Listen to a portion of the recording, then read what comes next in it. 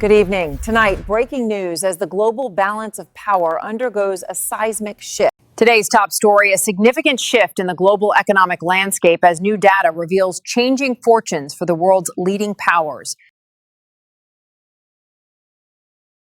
हाँ जी, तो आज की वीडियो में ये सीखने वाले कि कैसे वर्ल्ड ऑर्डर चेंज होता है और कैसे एक अंपायर का राइज एंड फॉल होता है, कैसे एक अंपायर जो इतना अच्छा परफॉर्म कर रहा होता है वो डिक्लाइनिंग फेज में आ जाता है। और हम एक बेसिकली 3 पीछे अंपायर के साथ पढ़ेंगे और उसको आज के अमेरिका के साथ कंपेयर करेंगे एंड देखेंगे यार कि China next world order change कर सकता है या फिर नहीं। कब करेगा, क्या करेगा, सब इस वीडियो में हमने बना के रखा है। यार अगर ये वाली वीडियो पसंद आए तो वीडियो को लाइक सब्सक्राइब जरूर कर देना। चलिए वीडियो के ऊपर शुरू करते हैं। तो आज का वीडियो इस बात पे कि यार कैसे अंपायर चेंज होते हैं और क्या क्या चीजें जो इम्पैक्ट पड़ती है, फिर क्या क्या पैटर्न्स है जो अंपायर जिससे चेंज होते हैं। तो आज की वीडियो में हम बेसिकली हिस्ट्री के 3 अंपायर के बारे में पढ़ेंगे। पहला है हमारा स्पेन अंपायर एंड सेकंड हमारा डच अंपायर एंड थर्ड हमारा ब्रिटिश अंपायर और फोर्थ जो भी ऑनगोइंग अंपायर है हमारा अमेरिकन अंपायर। तो इसके ऊपर हम पूरी अच्छी तरीके से रिसर्च करेंगे एंड जानेंगे कि यार क्या क्या पैटर्न्स है जो लाइक प्रीवियस अंपायर्स में थे और वो इस अंपायर लाइक अमेरिकन अंपायर में अभी हो रहा है। और क्या पैटर्न्स है, क्या नया वर्ल्ड चेंजिंग ऑर्डर आ रहा है, क्या नई कंट्री, ऐसी कौन सी नई कंट्री है जो कि आने वाली सेंचुरी को रूल कर सकती है। ये सब इस वीडियो में जानेंगे। वीडियो में अंत तक बने रहना। तो चलिए वीडियो शुरू करते हैं। तो सबसे पहले तो यार हम पैटर्न देखते हैं कि यार क्या पैटर्न है। तो सबसे पहले आप एक चीज देखोगे कि यार ये चीज जो है सिंपल सा आपको ट्रायंगल जैसी शेप लग रही होगी, बट ये सिर्फ ट्रायंगल तक सीमित नहीं है। ये बेसिकली मैंने 15th सेंचुरी से शुरू किया, like almost almost 500 years ago से शुरू किया हमने।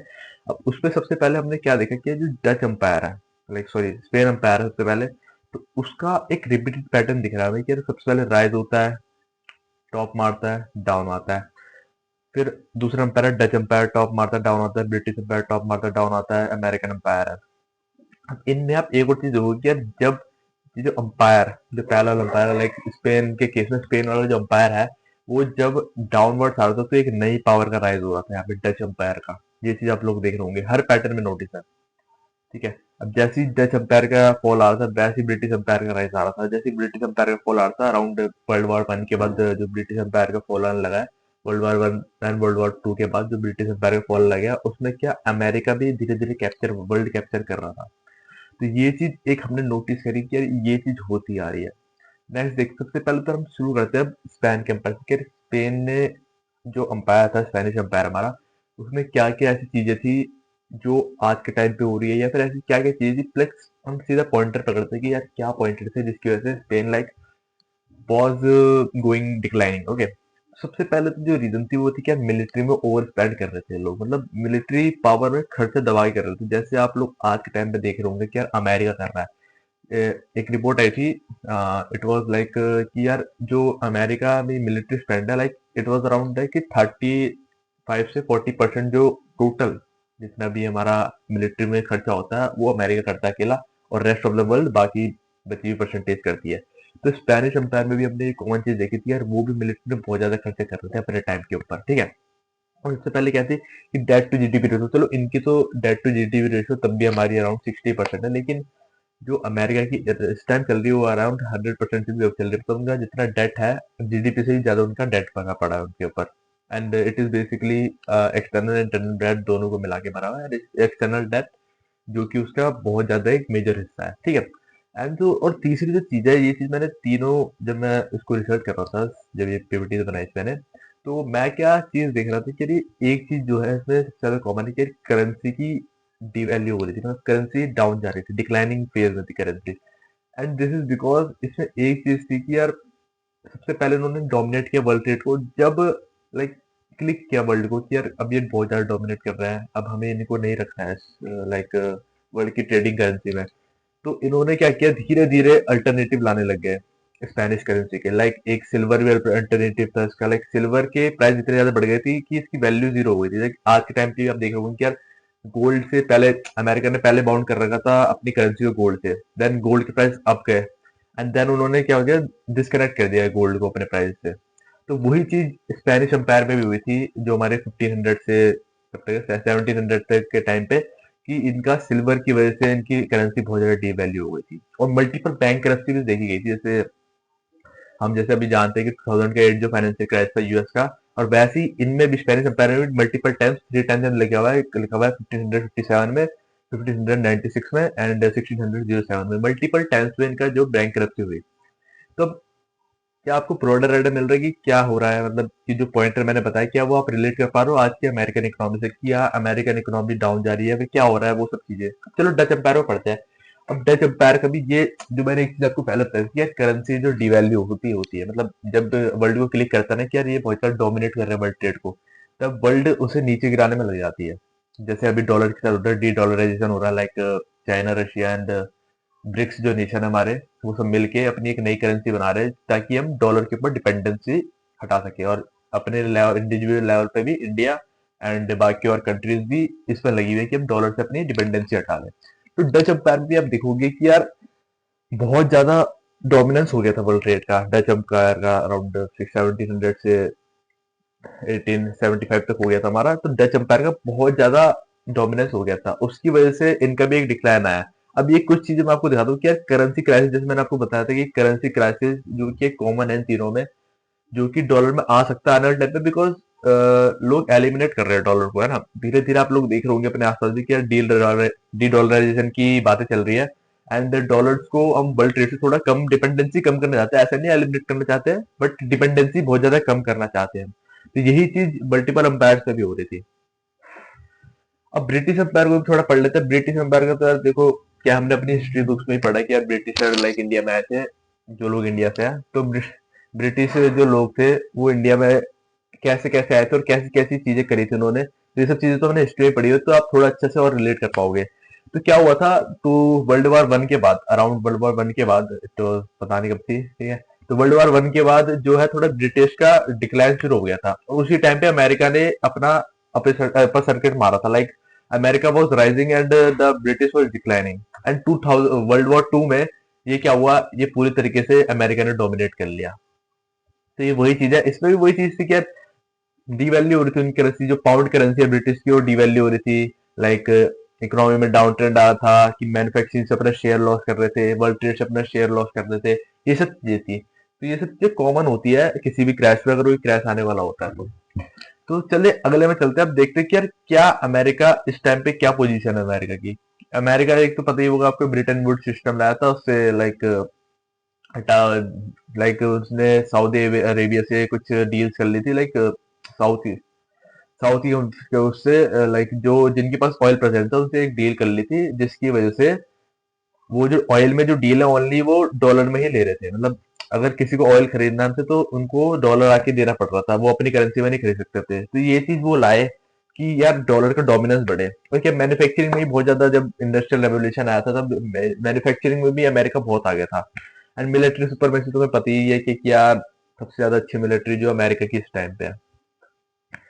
तो करंट क्राइसिस क्या है, करंट में बात कर लेते हैं। पास्ट की तो बात बहुत हो गई कि हमने बहुत सारे एम्पायर्स पढ़ लिए, पास्ट की बात हो गई। अब यार थोड़ी करंट की बात कर लेते हैं ना, कि अमेरिका में इस टाइम पे क्या फाइनेंशियल रिस्क बना हुआ है, क्या रिस्क बन रखे हैं, क्या फैक्टर्स है जिसकी वजह से अमेरिका जो है एक डिक्लाइनिंग फेज में जा रहा है। सबसे पहला कि यार मैसिव डेट, डेट जो फैक्टर है वो बहुत ज्यादा बढ़ता जा रहा है, लाइक $13 का लिखा हुआ है वहां पे, लाइक 1 सॉरी 134% का डेट है जो हमारा GDP ratio, debt to GDP ratio. और क्या आपने ये चीज वहां भी देखी थी कि स्पेनिश एम्पायर में क्या इसकी मिलिट्री बहुत ज्यादा एक्सपैंड कर रही थी, लाइक जरूरत से ज्यादा मिलिट्री पर स्पेंड कर रहे थे, एंड अमेरिका भी वही चीज एक सेम कर रहा है। और पॉलिटिकल रीजन, क्या आप लोग ये चीज देख रहे हो कि यार अभी एक डिबेट चली थी बीच में, डिबेट के मतलब लड़ाई वड़ाई हो गई थी Elon Musk and Donald Trump की। तो आप एक चीज देख लो कि जो बिजनेसमैन है, जो वर्ल्ड का रिचेस्ट आदमी है, वो अपने ही कंट्री के पॉलिटिशियन से लड़ रहा है, एंड वो बात कर रहा था कि मैं अपनी पॉलिटिकल खुद की पार्टी बनाऊंगा।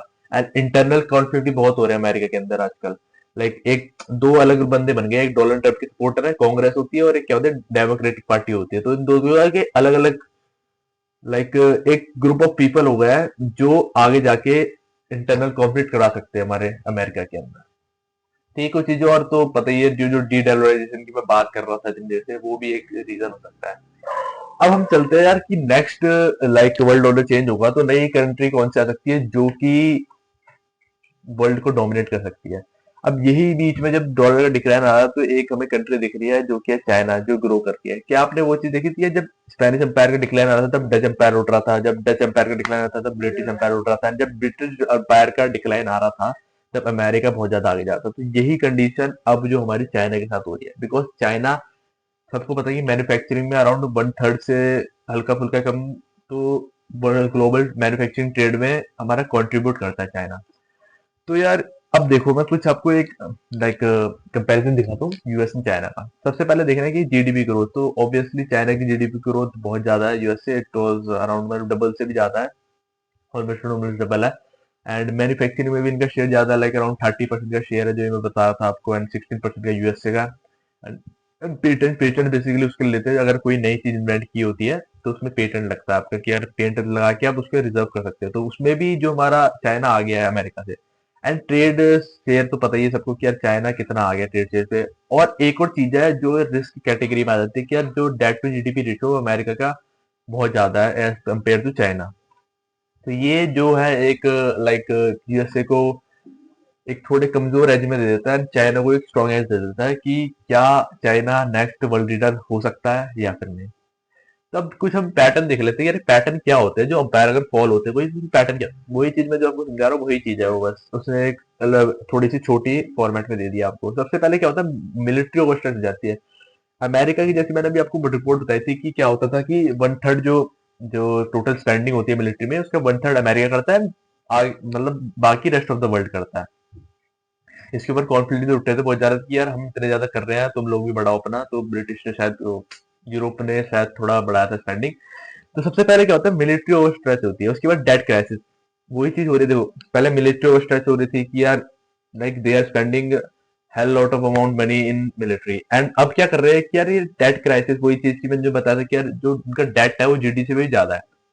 तो ये डेट क्राइसिस आ रहा है। इसके बाद क्या, इंटरनल डिवीजन, वही चीज की एक डेमोक्रेटिक पार्टी है, एक कांग्रेस की पार्टी है, इन दो को अलग अलग दो ग्रुप्स में बढ़ गए। तो क्या, अगर कुछ भी विवाद होता है तो ये दो ग्रुप एक साथ में लड़ेंगे, उसकी वजह से क्या होता है, एक इंटरनल कॉन्फ्लिक्ट हो सकता है यूएसए के अंदर। और उसका चैलेंजर विक्ट्री जो हमारे चाइना है, जो अभी एक टाइम पे हमारा उठ रहा है। तो वही चीज है कि अगर देखो मिलिट्री स्टेचू और अभी डेट क्राइस आ गया, उसके बाद क्या इंटरनल डिवीजन हो सकता है, बिकॉज पता क्या होता है, देखो जो डेट होता है वो सिर्फ बाहरी कंट्री से ले रखा होता है, उन्होंने कंट्री के अंदर के लोग पीपल से भी बॉन्ड इश्यू करके डेट उठाया होता है। तो अगर लाइक अब लेट्स से एग्जांपल कि यार जैसे अभी हमारी जो डोनाल्ड ट्रम्प की जो सी पार्टी है वो रूल कर दिया, एंड उसने अभी बैंक फाइल कर दिया, सबके लाइक बोल दिया कि हमें हमारे पास पैसा नहीं है, हम डेट पे नहीं कर सकते किसी का भी, मतलब पैसे हम लेके भाग रहे हैं। तो अब क्या होगा, जो उनकी पार्टी होंगी वो लोग तो समझ जाएंगे लाइक, क्योंकि उन्होंने वोट दिया है तो वो समझ जाएंगे, लेकिन जो दूसरी पार्टी होगी वो एक कॉन्फ्लिक्ट हमारा संभालेगी उसे, मतलब वो उसकी बजाय अपोज करेंगे कि यार हमने तो पहले ही बोलते हैं अच्छा नहीं है ये वो चीज। तो इंटरनल कॉन्फ्लिक्ट होगा, और यहाँ से बंदे कुछ बोलेंगे और यहाँ से कुछ बंदे बोलेंगे, तो उसकी वजह से एक इंटरनल कॉन्फ्लिक्ट हो सकता है। मैं ये चीज समझाना चाह रहा हूँ, क्योंकि ऐसा नहीं है कि एक पार्टी ही डोमिनेट कर रही है उसको, दोनों पार्टी में लाइक अभी जैसे बीच में आया था लाइक एनडीए एंड इंडिया जो बनता था, तो उसी के मार्जिनल डिफरेंस से जीतते हो। ऐसा नहीं है कि एक तरफ पार्टी है अलग ही डोमिनेट कर रही है, ऐसा कुछ नहीं है। वहां पे दोनों पार्टी के ऑलमोस्ट सेम है, हल्का फुल्का फर्क है, और उसकी वजह से जीत हार वहां पे डिसाइड होती है। अब नेक्स्ट हम क्या देख रहे हैं कि यार डॉलर का अभी लाइक मैं एक आर्टिकल पढ़ रहा था, उसमें क्या था कि यार चाइना यूनियन पे लाइक अपना वियतनाम एंड कोलंबिया शायद एक जगह, इन दोनों में से लाइक दोनों जगह है, वहां पे वो एक अपना यूनियन पे नाम का कुछ एप्लीकेशन है वो कर रहा है। उसकी वजह से क्या हो रहा है कि वो डायरेक्टली जो एक्सपोर्ट है वो, मतलब उन्हें करेंसी चेंज करने की जरूरत नहीं है, वो अपने वॉलेट से पे कर देंगे, ऐसा कुछ ऐप का वो भेज रहा है वहां पे वियतनाम एंड कोलंबियन में। तो ये हो चुका है, मतलब इम्प्लीमेंट 2023 के टाइम पे किया था उसने, एंड अभी यही चीज हम देख रहे हैं कि यार चाइना जो जगह जगह जा रहा है। नेक्स्ट टारगेट तो नेपाल को बना रहा अपना कि आप हमसे भी हमारे वॉलेट खरीदो एंड दिस हमारी करेंसी में ट्रेड करो आप। तो एक तरफ तो डी डॉलराइजेशन हो रहा है, दूसरी तरफ ये चाइना की करेंसी का राइज हो रहा है। तो ये चीज एक पैटर्न होती है, इसे नोटिस करना चाहिए मेरे को। अब वही चीज यार क्या हो रहा है मैन्युफैक्चरिंग में, क्या हो रहा है सबसे पहले, मैन्युफैक्चरिंग का जो बताया था 30% के अराउंड शेयर है हमारा लाइक चाइना का, हमारा नहीं चाइना का, ठीक है। और जो यूएस का शेयर है वो डाउन होते जा रहा है। जैसे अभी आप लोग देखोगे कि यार 1960 में अराउंड 40% का शेयर था लाइक ग्लोबल ट्रेड में यूएसए का, and now it is decrease to 16%। ये भी एक देखने वाली बात है, क्योंकि हिस्टोरिकली भी ये चीज हुई है। बहुत तीनों अंपायर जो भी हमने पढ़ाई की, क्या उसमें ग्लोबल ट्रेड इनकी जो परसेंटेज ऑफ ग्लोबल ट्रेड था वो कम होता जा रहा था एंड चाइना का बढ़ता जा रहा है जो एक राइजिंग पावर बनती जा रही है। तो बस यही सब चीजें थी। और क्या कर सकते हैं, क्या है नेक्स्ट डेकेड कैसा है, क्या आने वाले 10 सालों में न्यू ऑर्डर देख रहे हैं कि चाइना को राइज होते हुए देख रहे हैं। अब यहाँ पे एक मैंने टाइमलाइन नहीं है, उसमें क्या है कि 2025 से 2027 तक फाइनेंशियल स्ट्रेस अभी बना हुआ है ना, फाइनेंशियल स्ट्रेस यार, लाइक यूएसए में डेट बढ़ रखा है एंड वैल्यूएशंस मार्केट की उनकी बहुत ज्यादा लाइक ट्रिपल जा रखी है वैल्यूएशन, 200% अराउंड जा रखी है वैल्यूएशन, सॉरी डबल जा रखी है वैल्यूएशन, ठीक है। एंड डेट क्राइसिस भी इतने ज्यादा हो गया है एंड लाइक पावर बहुत ज्यादा कंसंट्रेट हो गई है, लाइक टॉप बिग जो 5-6 कंपनीज है वही गूगल, नेटफ्लिक्स हो गया, लाइक एनवीडिया हो गया, माइक्रोसॉफ्ट हो गया, मेटा हो गया, इन सब में ही जो हमारी वेल्थ है वो बटी पड़ी है। मेनली वेल्थ उसी में बटी पड़ी है। तो उसी को समझ के मैंने करा था कि यार फाइनेंशियल स्ट्रेस में अभी लाइक यूएसए एंड 2028 से 2030 तक क्या हो सकता है कि यार कुछ वॉर वॉर का सिचुएशन बने हमारे यहाँ पे। वॉर का मतलब लेट्स वॉर का तो नहीं कह सकते, लेकिन यूएस में अलग से कुछ अलग टेंस होगी एंड 2031 से 2035 तक एक नए वर्ल्ड ऑर्डर की शुरुआत हो सकती है, लाइक राइज ऑफ चाइना हो सकता है। जैसे कि और पिछले हमने हिस्ट्री में पढ़ते हुए आए हैं कि कैसे अभी जो हमने पढ़ा था स्पेनिश एम्पायर, डच एम्पायर और ब्रिटिश एम्पायर का, इन सब का जैसे डिक्लाइन हुआ था वैसे ही कुछ सिम्टम्स यूएसए छोड़ रहा है। अब देखते हैं आगे वाली वीडियो में क्या हुआ यार। अगर ये वाली वीडियो पसंद आई तो बताना, और अगर आपको ऐसे और टॉपिक्स में आपको वीडियो चाहिए तो बताना मेरे को जरा। एंड यही है कि यार क्या ये चाइनीज सेंचुरी होगी, एंड बहुत सारे लोग कहते हैं कि इंडिया की सेंचुरी होगी, बट मेरे को लगता है कि यार चाइना और इंडिया एक साथ ग्रो सकते हैं, ग्रो होंगे, क्योंकि चाइना के ऊपर अभी जो भी वर्ल्ड है वो ट्रस्ट नहीं करता उनकी करेंसी के ऊपर। तो चाइना को किसी के साथ कोलैबोरेशन करके, लाइक रशिया एंड इंडिया के साथ ये तीन लोग अगर कोलैबोरेशन कर ले और अपनी एक खुद की एक नई करेंसी निकाले या फिर खुद का एक सिस्टम निकाले, तो क्या पता चाइना ज्यादा राइज कर सकता है, क्योंकि चाइना के ऊपर भरोसा नहीं करते because it is like close economy है, क्लोज इकोनॉमी टाइप की इकोनॉमी है एंड उसके ऊपर लोग ज्यादा ट्रस्ट करते नहीं है वैसे, ठीक है। तो उसके लिए उसके साथ उसे किसी के साथ कोलैबोरेशन करना पड़ेगा and then it can go, ठीक है, इन द स्काई। सो बस यही था आज की वीडियो में। और बस वीडियो पसंद आए तो वीडियो को लाइक करना, शेयर करना, सब्सक्राइब करना एंड मिलते हैं नेक्स्ट वीडियो में। तब तक के लिए जय हिंद, बाय बाय।